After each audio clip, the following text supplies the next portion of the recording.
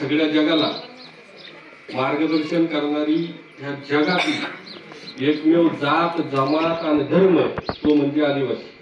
आणि त्याच आदिवासींच्या जीवावरती आज जगात आलेली प्रत्येक संकटांना तोंड देण्याची ताकद ही फक्त आदिवासींमध्ये आली. मागे भारतामध्ये आलेल्या, महाराष्ट्रामध्ये आलेल्या कोरोनात सर्वाधिक कमी लोक जर कोणाची मेली असतील तर ती आदिवासींची मेली. कारण आदिवासी संस्कृती हीच आदिवासींना जगापासून वेगळं करणारी, आम्ही त्यांच्यापेक्षा श्रेष्ठ नव्हे, त्यांना जन्माला घालणाराच आदिवासी आई हे दाखवून देणारी. आज आपण जे काय आज जिवंत आहोत, जे काय आज आपल्या जवळ जमिनी आहेत, जे काय आपण इथं थांबवलो आहोत, ही फक्त आपल्या क्रांतिकारकांनी, आपल्या आजापंजांनी त्यांच्या गळ्यामध्ये दोर अडकवून त्यांनी गळफास घेऊन आपल्याला इथपर्यंत आणून ठेवलेला आहे. हे सगळे उपकार त्यांचे आहेत आणि त्याच उपकाराची परतफेड करण्याचा हा आजचा एक कार्यक्रम आहे. आदिवासी क्रांतिकारकांचा प्रबोधन मिळावा आणि त्या दृष्टीने संस्कृतीची या ठिकाणी होत असलेली चर्चा. आदिवासी क्रांतिकारक जे आहेत त्या सर्वाधिक आदिवासी क्रांतिकारकांनी हा भारत देश स्वतंत्र करण्यासाठी प्रयत्न केला. फक्त आदिवासींनी शिक्षण नव्हता त्यामुळे त्यांनी कधीच लिहून ठेवला नाही. गणा आंबेकरांना काय केला, राघू बांगऱ्यांना काय केला, भाग्या इंदांना काय केला, आमच्याकडे लिखित नाही. आणि ते लिखित नसल्यामुळे आमचा इतिहास आम्हाला माहित नाही. पण बघा, ही जे काही बंडकरी होते, ह्या बंडकऱ्यांची एक बसण्याची जागा होती, या बंडकऱ्यांची मिटिंगची जागा होती आणि ती जागा होती गुप्त भीमाशंकर. आणि दुसरी जागा होती बोरगिरीच्या ठिकाणी जे काय मंदिर आहे, काय नाव शकत त्याचं, कोटेश्वर, ध्यानात आहे तुमच्या. त्या कोटेश्वरी ह्या दोनच ठिकाणी यांच्या गुप्त मिटिंग व्हायच्या.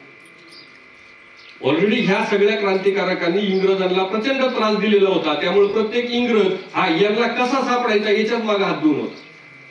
पण हात धुवून होता, परंतु हे क्रांतिकारक कुठं लपतात, कुठं राहतात, कुठं खातात हे त्यांना काहीच माहित नव्हतं. परंतु हे माहीत होण्यासाठी आपल्याच आदिवासींमध्ये काय गुप्तहेर पेरलेले होते.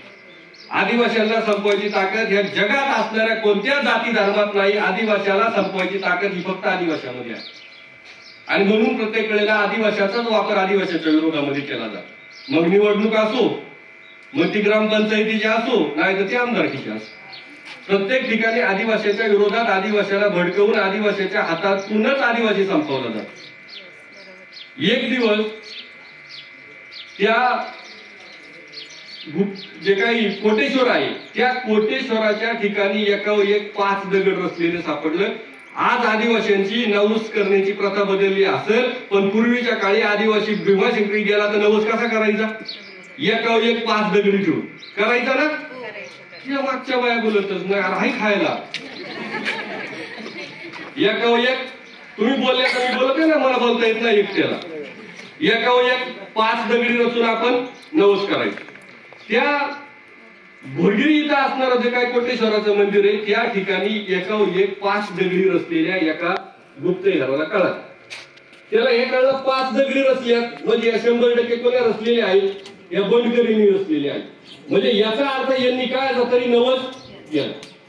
त्यांनी ती खबर इंग्रजांना लावून सांगितलं. इंग्रजांना सांगितलं का इथं असं 5 दगड रचलेलं आहे, याचा अर्थ एवढ्या 2 दिवसांमध्ये हे बंडकरी कोणता तरी गळा कापणार आहे. पण कोणता गळा कापणार हे मात्र इंग्रजांना माहित नव्हतं, ती गोष्ट सांगणाऱ्याला माहित नव्हतं. पण इंग्रजांना हे माहित होतं आदिवासी मरल, पण केलेला नवस फेडल्याशिवाय राहणार. आमच्या घरात आज आपण मेला तर तो मारता नका ना, कोणता नवस फेडायचा राहिलाय तो सांगतोय. आणि त्याला नाही सांगितलं होतं गावातलं बघत सांगतच ना. त्यामुळं सगळ्यात जास्त जर कोणाला घाबरणार आदिवासी असेल तर तो द्यावा.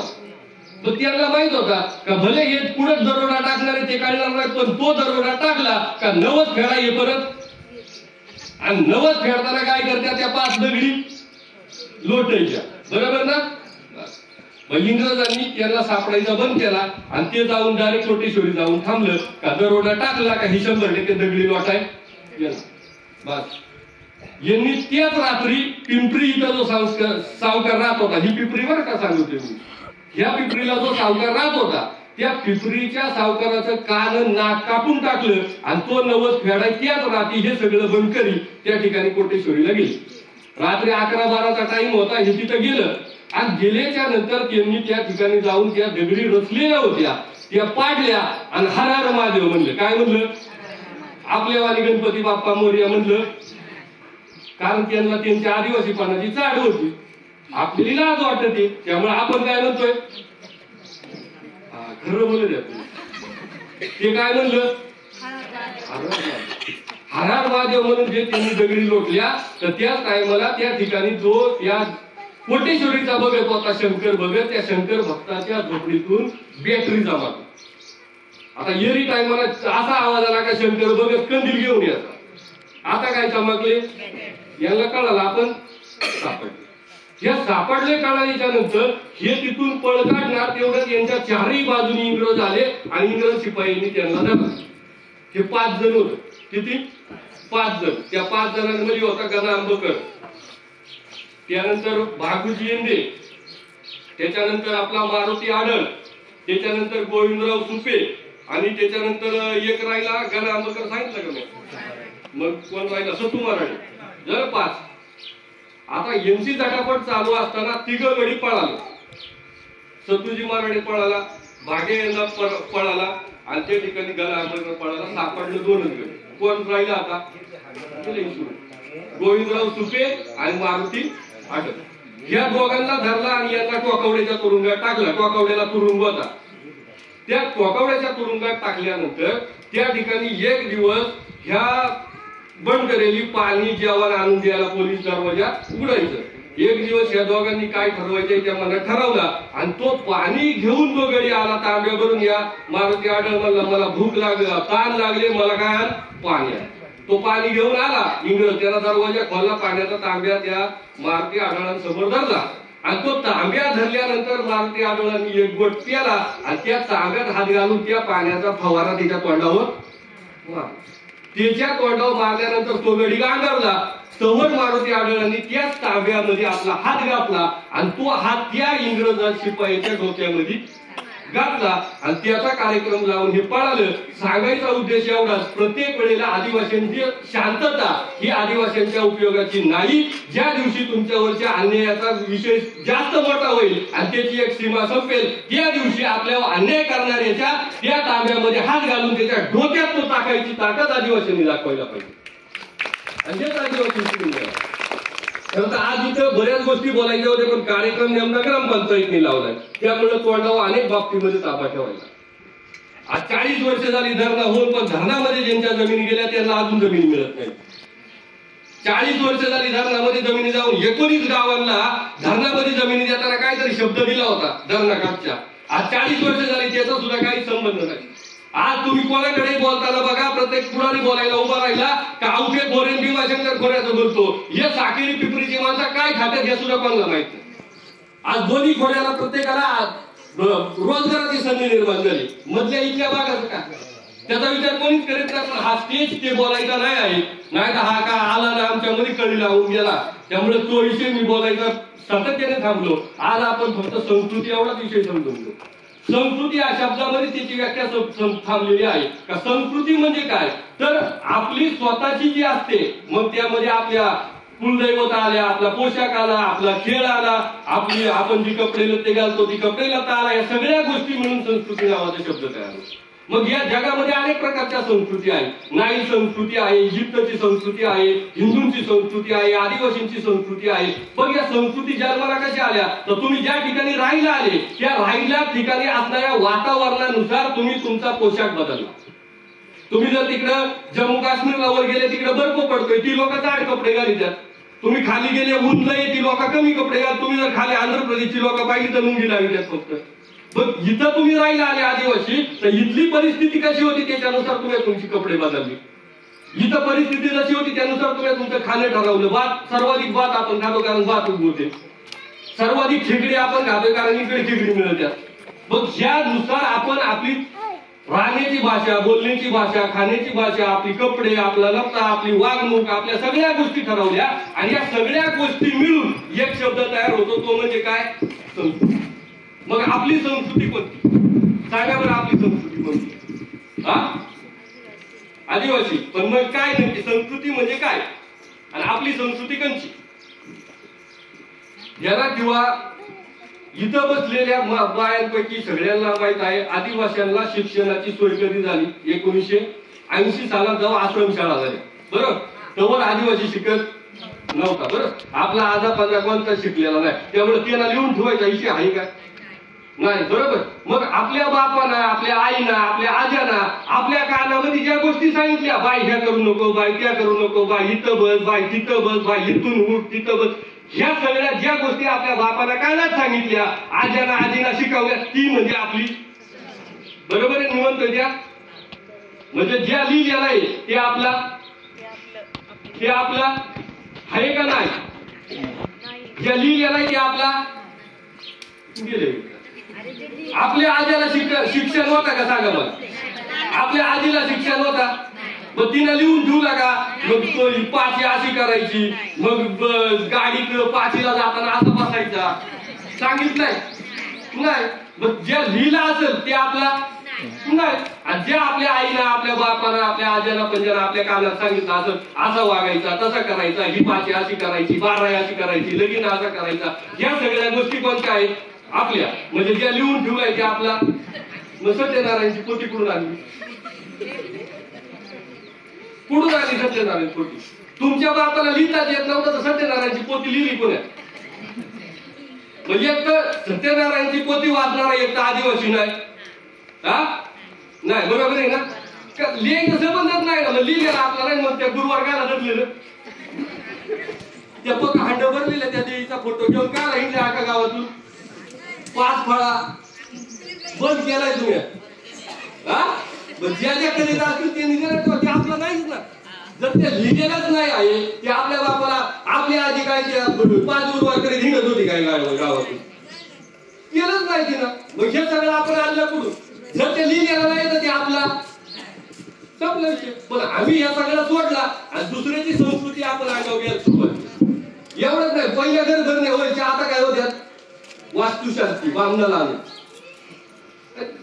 आता मागत ते एक फेड आपल्या अजून आला, त्या तोच नवरा मिळायचा काय करतात 7 जन्माचा, हा वट सावित्री. वट सावित्री काय वडाला घर मारून नवरा मिळत असत काय? पण आम्ही आमचा सोडला. आपल्या आजीला त्यांच्या वडाला घेरकं मारलं होतं, तेव्हा तिला नवरा मिळाला. मी आता लगीन झाला 2 वर्ष मार बायको नाही येडं मारला, 3ऱ्या वर्षी तिला सांगितला परत येडं मारलं तर पुढच्या जन्मात बिन नवरीची म्हणशील.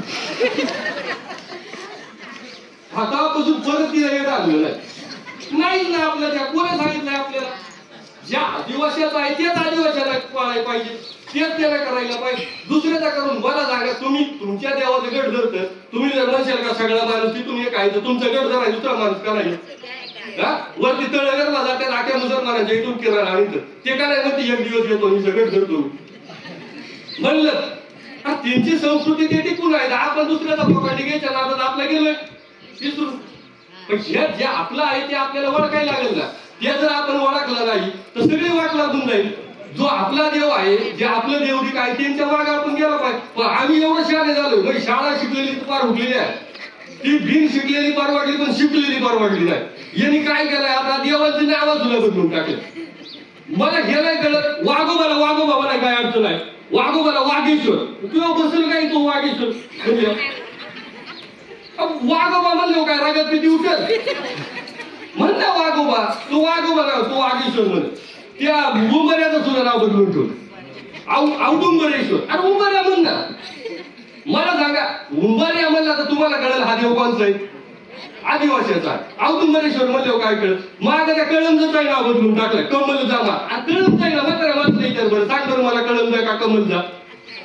कळमजा. पण यांनी त्या आखीचे नाव बदलून टाकलं. आता त्या वनदेवाचं नाव बदललंय काळ भैरवनाथ. अरे वनदेव म्हणाला. पण आम्ही आमचं जे आहे, आमची ओळख आहे ना, ती ओळख आदिवासींची आहे. आवाज ती ओळख ही आदिवासींची आहे. मग ती देवाची नावं काय असतील ती आपली आहेत. तुम्ही दुसऱ्याची नावं आपल्या देवाला लावून आपल्या देवाचं अस्तित्व काय केलंय तुम्ही कमी करून टाकले. आणि म्हणून आपण ह्या सगळ्या गोष्टी डोक्यामध्ये घेऊन त्याचा विचार करायला पाहिजे. परंतु आपण काय करतोय?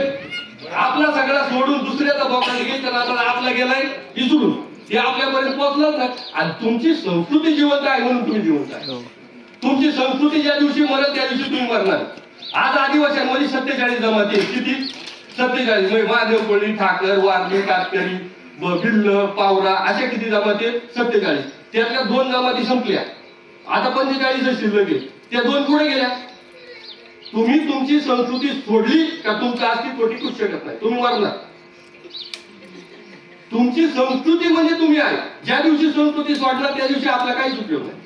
म्हणून आपली संस्कृती टिकायला आपण आपल्या एवढी का आपल्या सगळ्या गोष्टी आपण पाळल्या पाहिजेत. पण आपण मात्र काय करणार? आपलं सगळं सोडून आपल्याला जे काही दुसरं दिसेल त्या मागे त्या बाहेरला त्या लक्ष्मी ऋतूचा पक्का हांड दिसलं, याला वाटलं आम्हाला एखादा हांडा मिळेल, त्याच्या मागणीच मागायला लागल्या पण हांडा नाही. आपण तिला हांडा मिळाला नाही सांगा बरं. नाही तुम्हाला संपर्कात आधी तिला विचारा तुला हांडा मिळाला का. पण आपण काय करतो? दुसऱ्याचं पाहून त्या गोष्टी करायचा प्रयत्न करतो. आणि या सगळा प्रयत्न करीत असताना आपण त्यातून सगळे बाजूला जातो. आज ही प्रत्येक गोष्ट म्हणजे तुमची संस्कृती आहे. मला सांगा, जन्माला आल्यानंतर आपल्यामध्ये पोराला पहिली 5 पाली करतात ना? 5 पाली का बंद केल्या दादा? 5 पाली. मला सांगा, तुम्ही सोडून असा कोणता समाज आहे का 5 पाली करतोय? आपल्याबरोबर बौद्ध समाज राहतो, करतोय 5 पाली. आपल्याबरोबर मुसलमान राहतात, करतात 5 पाली. तुम्हीच 5 पाली का करतात? तर तुम्ही ह्या समाजाचे, ह्या जंगलाचे रक्षक आहे. तुमच्यासारखा दुसरा कोणीच नाही. पण ती जी आपली ओळख आहे ती आपण पुसायला लागलो. आपण 5 पाली तिथं सोडा. आपण पोर जन्माला आला तरी पहिल्यांदा पाठीवर 5 पाली पुजते, बरोबर? त्या पोराचा लगीन काढला तरी हळदीला 5 पाली. जेव्हा काढला तरी तेव्हा काय तुम्ही मेली तर तुमच्या तोंडात 5 पाली घातल्याशिवाय ठेवूनच नाही, बरोबर आहे ना? जी आपली संस्कृती आहे ना ती आपल्याला जपायला लागेल. ती दुसरा येईल का जपायला? दुसरा खालचा मराठ्याचा माणूस आहे, मुसलमान, तो म्हणेल का मी 5 पाली करीतो? ती आपल्याला करायला लागेल. तेव्हा तुमच्या पोरा लेकरांना माहित होईल. पण तुम्हीच ती सोडलं, पोरा लेकरांना काय माहित होईल? तुमच्या आई बापांनी ती टिकावली म्हणून ती तुमच्यापर्यंत आली. मग पोरांपर्यंत यायचं काम कोणचं आहे? पण ते आपण करीतच नाही. आपण तिला लक्ष्मी ऋतूची पुस्तकं देणार, आपण तिला दोरा देणार, हा येड मैसूला नवरा मिळत. ह्या गोष्टी जवळ आपण बंद करीत नाही सगळ्या तोपर्यंत आपली संस्कृती इथून तिकडे कशी जाईल? आज तुमच्यापर्यंत जी आली ती तुमच्या बापाला, त्याच्या बापाला, त्याच्या बापाला, त्याच्या बापाला, त्याच्या बापाला अशी कायदाच सांगितली ना. मग आता तुम्हाला तुमच्या पोरांना सांगायला लागेल. पण आपण मात्र ती केलीच नाही. आपले सण वार प्रत्येक गोष्ट नाही आपली संस्कृती आहे, आपली बोलीभाषा. आता जे आपण बोलतो आहे ही भाषा सुद्धा आपली काय आहे? ओळख. पण आता सध्या काय झालंय? त्या 7वी जरी शिकला ना तरी त्या शुद्ध आली आहे. त्या सांगणार भाई मी किती शिकलोय, मी किती शहाण आहे. पण ते आपली भाषा बोलणार नाही. तुम्ही मुसलमानांच्या जवळ ती हिंदीतच बोलणार एकमेका बरोबर. तुमच्यात राहून मराठी काय बोलती? तुम्ही पाहिला की घरामध्ये कधी जा ती हिंदीत बोलणार, ती मराठीत बोलत नाही आपल्यावर. तुम्ही काय लावलं? आपल्या भाषेत बोला ना. आपली भाषा आहे ती आपली ओळख आहे. महादेव कोळ्यांची ही जी बोली आहे मावळी बोली ही आपली ओळख आहे. तर ती आपली मावळी बोली आपण सोडून दिली आणि मावळी बोली सोडल्यामुळे आपल्याला आपली ओळख संपून गेली. हा पहिला जर पोरगाचा बाहेर पुढे गेला तर तिची आई मला हेर ह्या गदाळ तुम्ही गेला याचा वाटवलं झालं या टायमात. पहिल्या तिरका चालला ह्या वाघाला खालायला मरी आहे का तिरका चालला. आता नाही.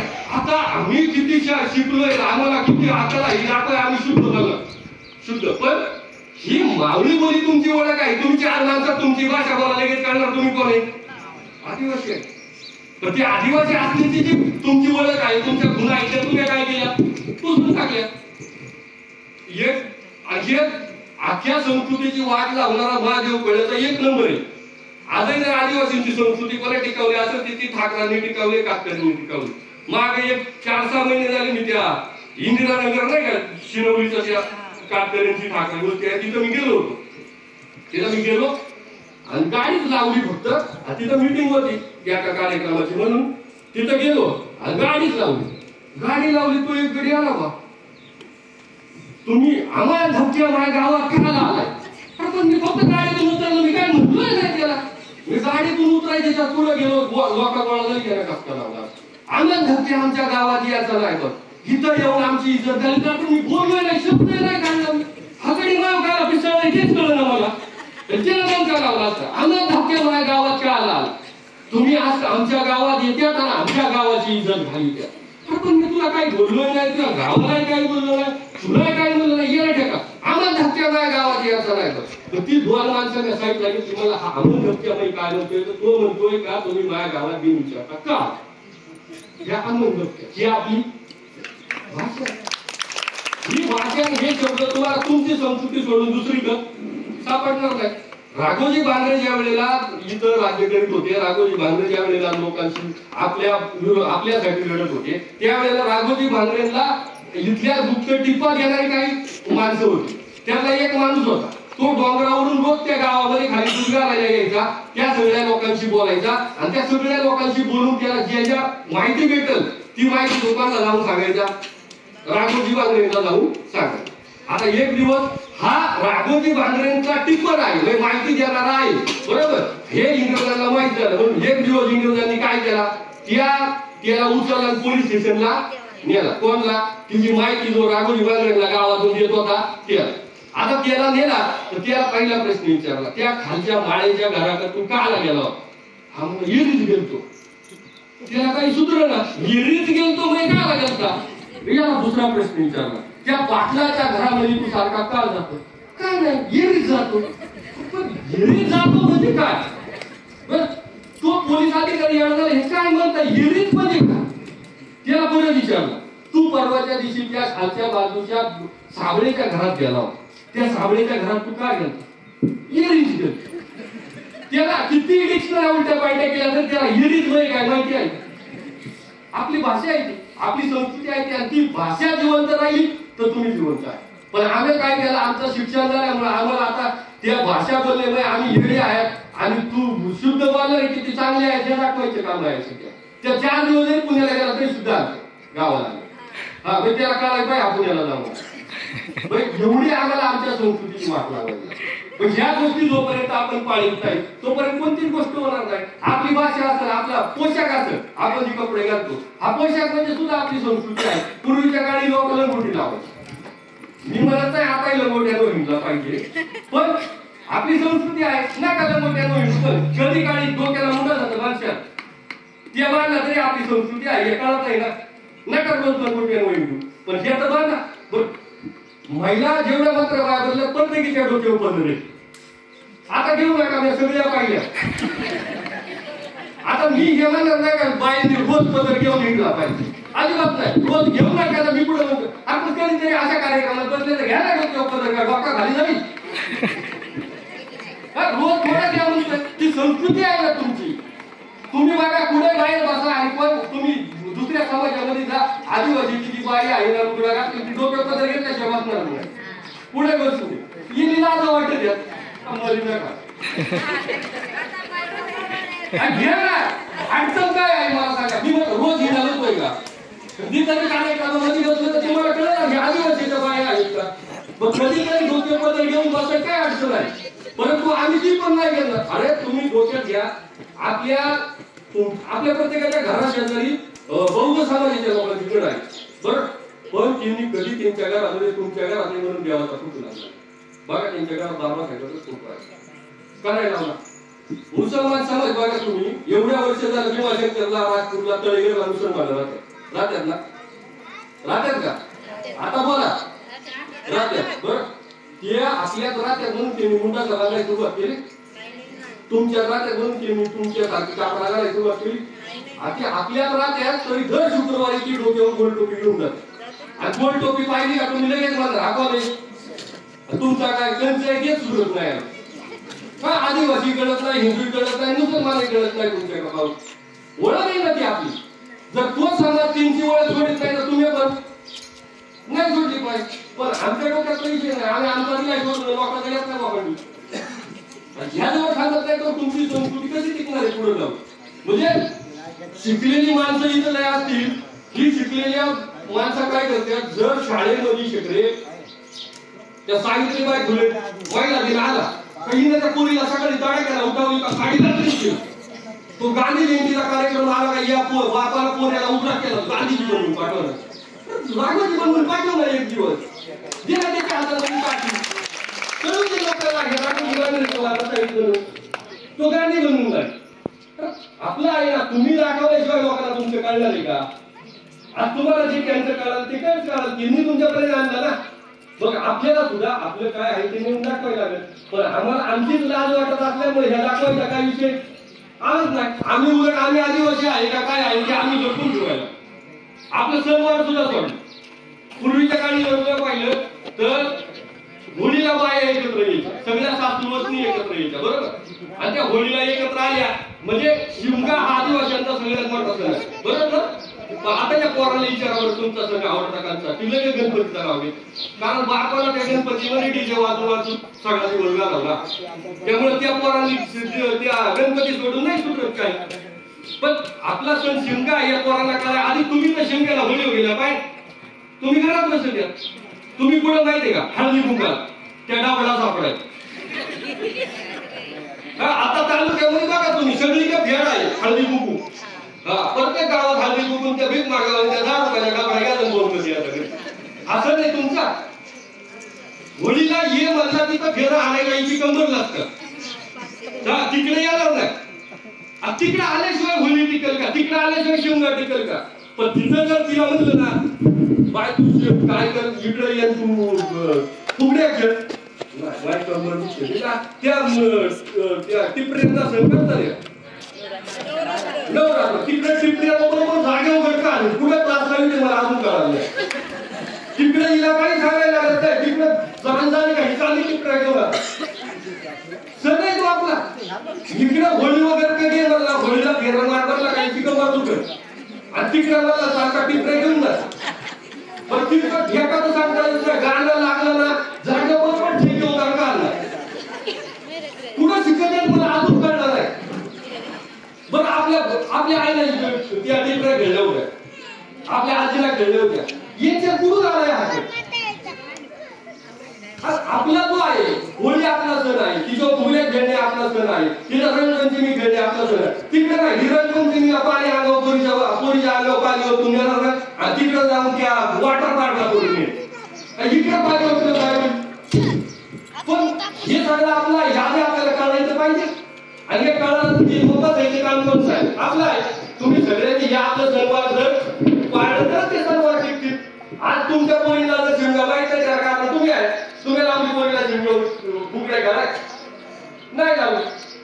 त्या आपली होळी झाली का गावातल्या अख्ख्या पोरी डोक्यावर पाणी आणून त्या होळीला जात्या जातात. तुम्ही लावल्याच नाही ना तुम्ही मला काय तुम्ही लावल्या नाही. लावायचं काम कोणता होता तुमच्या आईला तुम्हाला लावली का नाही मला काय. मग आता लावायचं काम कोणतं तुम्ही नाही लावली तर तिला कळलं का आपला सण काय. आपण आपला जो सण आहे तो पाळला पाहिजे. तुला नाही करा खेळ म्हणजे सुद्धा आपली संस्कृती आहे. आता आपल्या खेळाची काय बदलून गेली. पूर्वीच्या काळी इथं जेवढं मात्र घडी बदलत मला सांगा तुमच्या लग्नाच्या वराती काय होणार असल्या काय होण्याची भाव बरं. आता पुढे गेला आता काय नाचले बाय टिकत नाही काय. आता लेझिम नाही झालं आता डीजे लागतोय. हे जे आहे आपले सण आहेत ना ते सण केल्याशिवाय ते खेळ टिकल्याशिवाय नाही. मला सांगा तुमचं प्रत्येक गावात लेझिम वाटायला प्रत्येक गावात लेझिम पुढे घ्यायला किंवा तुमची संस्कृती टिकली तर आदिवासी टिकणार आहे. आदिवासी टिकलाच नाही पाहिजे ही शासनाची भूमिका म्हणते. शासन कोणतं आहे बीजेपीचा असो राष्ट्रवादीचा असो नाही काँग्रेसचा असो द्या राष्ट्रवादी.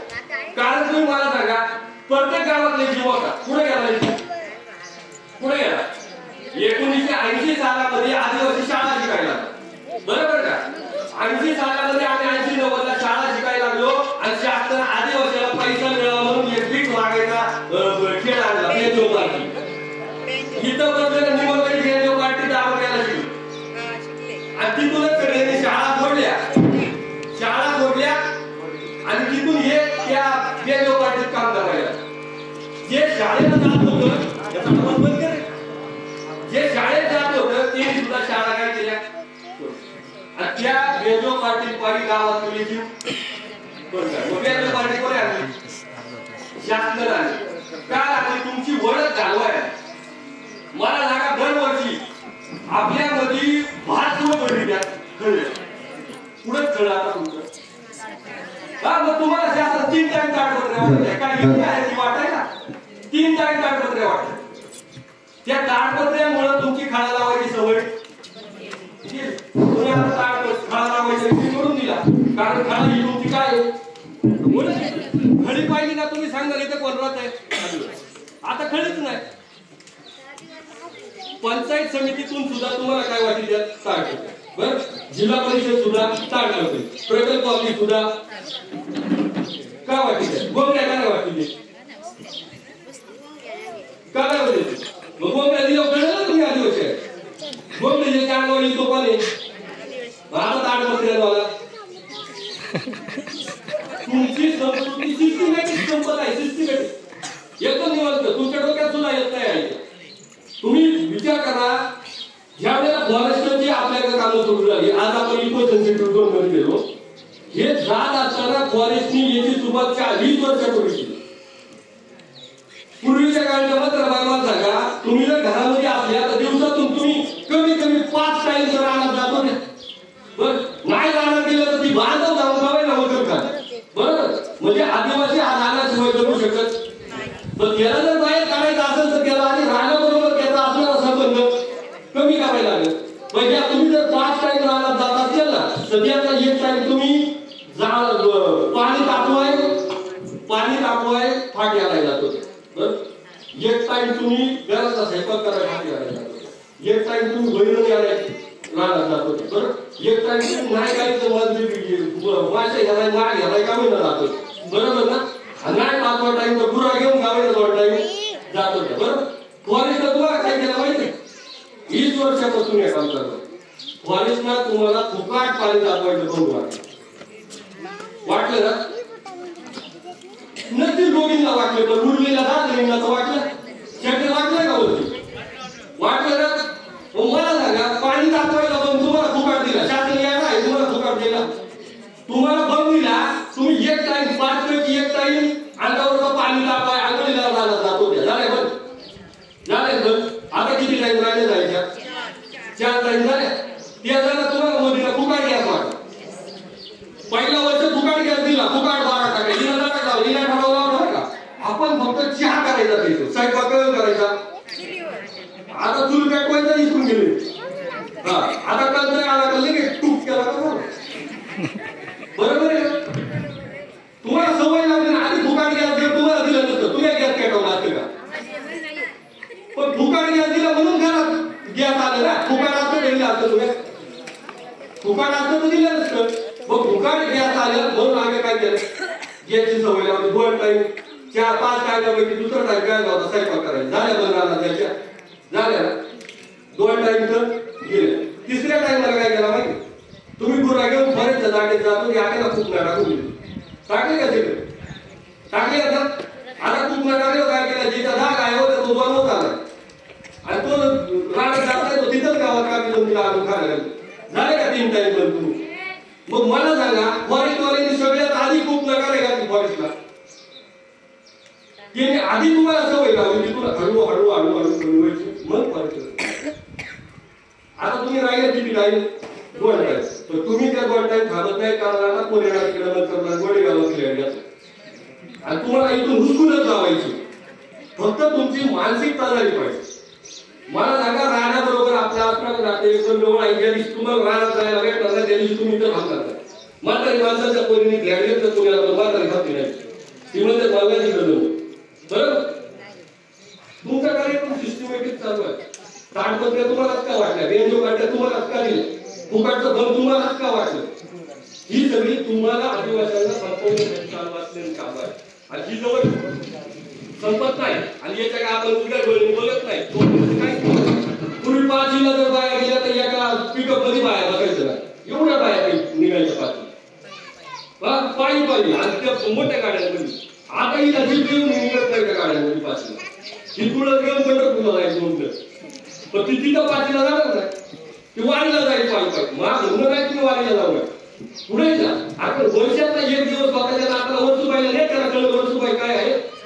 4 वेळा तुम्ही आळंदीला पंढरपूरला गेल्या, वर्षातून 1 दिवस त्याला घेऊन कळवून जाणार, त्याला कळवून आपला देव आहे. आज तुमच्या आपल्या इतर वर्ग जाऊन आपल्या देवकाला जायचं, चांगलं गणपती आहे, विठ्ठल आहे, साईबाबा आहे, तुला घरात कुठं लावलं त्यांचं, कारण तुम्ही फक्त आपल्या देवाची नट पुढं जेव्हा तुम्हाला नवीन मग तेव्हा तुमच्या एखाद्याच्या अंगात साईबाबा करायचं काय साईबाबा वैभवात काय येतो तुमच्या अंगामध्ये कळण्यात काय येते वस्तूबाईच काय येते तुमच्या अंगात घरात आवल्याला तो चिली फुट्या बाबाचा काय आहे तुमच्या अंगामध्ये काय गजानन महाराज दुसरं तुमच्या डोक्यात तो गुमाय पाहिजे ना तुमचा जेवढे पण आपल्या डोक्यामध्ये काय ज्या वेळेला आम्हाला नडी येते तेव्हा आम्ही काय करणार आपल्या देवाला आणि पूर्वीच्या काळी जर घरातल्या पोराला ताप आला तर घरातली म्हातारी बाई लगेच त्याची जीप काढायची आता यांनी जीप काढायचं तुला माहिती काय काढून दाखवा मला तिकडे हा त्या पोराला ताप आला तर ही मात्र लगेच म्हणायची सखीची निघो गमीची निघो ढमीची निघो हा त्या एकीला सारखा गंधर्वला त्या फटीची निघो म्हणायची ना आता विसरून गेलो आम्ही त्या सगळ्या गोष्टी आता जर आपल्याला राहिला तर घरात मात्र लगेच कळत लागतो बस मग काय माहिती का मावळ्याकडून माझ्याकडे काय ताप देऊ बरं आता आम्ही ते विसरून गेलो सगळं ज्या गोष्टी आम्ही करायला पाहिजे आमच्या पोरांपर्यंत पोहोचवायला पाहिजे सोडून दिले आम्ही वर्षातून एकदा साईबाबाच्या पाया पडून गेलो का कळत त्याच्या पाया पडलो तू म्हणशील आपल्या पोराला कळत नका ना त्याला माहित होईल का तुम्ही भीमाशंकरला कधी जा एक दिवस कळत कशी थांबा जो आदिवासी आहे तोच फक्त कळत नका जातो दुसरा करायचा त्याला काय कळत जाता तो भीमाशंकरला जातो पाया पडायचा कळत नाही करायचा तुमच्या देवाच्या पाया तुम्हालाच पडायचा दुसरा कोणी पडणार तुम्ही किती किती तुम्ही पाहतो साईबाबांनी गजानन महाराज केला तरी तुम्हाला आजच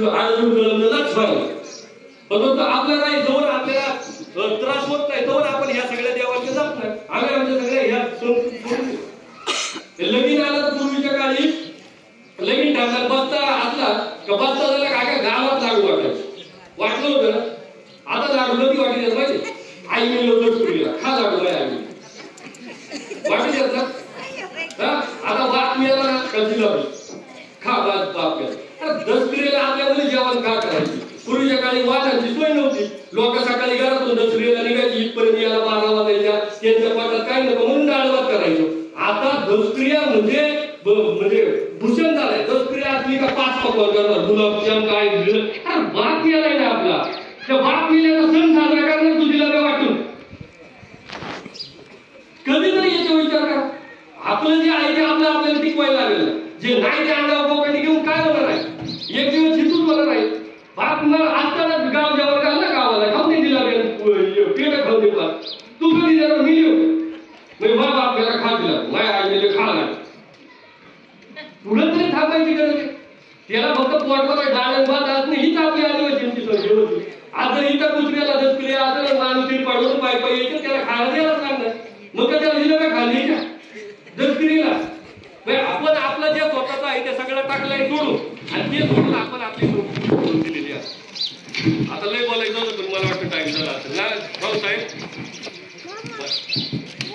हे सगळं जवळ आपण पाळीत नाही जवळ काहीच होणार देण्याचं आज आपण जे जिवंत आहे ते फक्त आपल्या संस्कृतीमुळे आहे ज्या दिवशी तुमची संस्कृती संपत त्या दिवशी तुम्ही संपल्याशिवाय आणि संस्कृती पुढे पाठवायचं काम तुमच्या आईला तुमच्या काळात चांगलं केला नाही तुम्हाला सुद्धा काय करायला तुमच्या पोराला एकाला सांगायचं तुम्ही जर तुमच्या पोराला एकाला आपली संस्कृती काय ती नाही दाखवली तर ती पुढच्या पिढीपर्यंत ती जर नाही केली तर तुम्ही संपल्यात जमा आहे म्हणून सगळ्यांना विनंती करतो ते आपलं आहे ठीक आहे ना ज्या पाळता येत जसं त्या पाळण्यात आपण ज्या शक्ती आहे कधीतरी समाजामध्ये बसलो डोक्याला मोठा समाजाचा संस्कृती आहे आपली कधीतरी समाजात बसलो डोक्यावर पदविकाचा संस्कृती आहे आपली कधीतरी घोडे आधी पोरांना घेऊन घोडे उभा पाळायला गेलो संस्कृती आहे ना आपली ह्या सगळ्या छोट्या छोट्या गोष्टीत आपल्याला पाळता येतील यातून तुम्ही आदिवासी आपल्याला सिद्ध होता आणि तुम्ही सगळेजण सध्या काळाच्या ओघात या सगळ्या गोष्टी झालेल्या आहेत शिक्षणामुळे आपण बाहेर पडलो दुसऱ्या समाजाच्या संपर्कात आलो त्यामुळे आपण आपलं विसरून गेलोय पण जर आपल्याला जोपर्यंत कळत नव्हतं तोपर्यंत त्या गोष्टी करणं ठीक होतं पण आज जर माहीत असून आपण त्या गोष्टी करीत असतो तर आपल्यासारखे मूर्ख आपणच आहे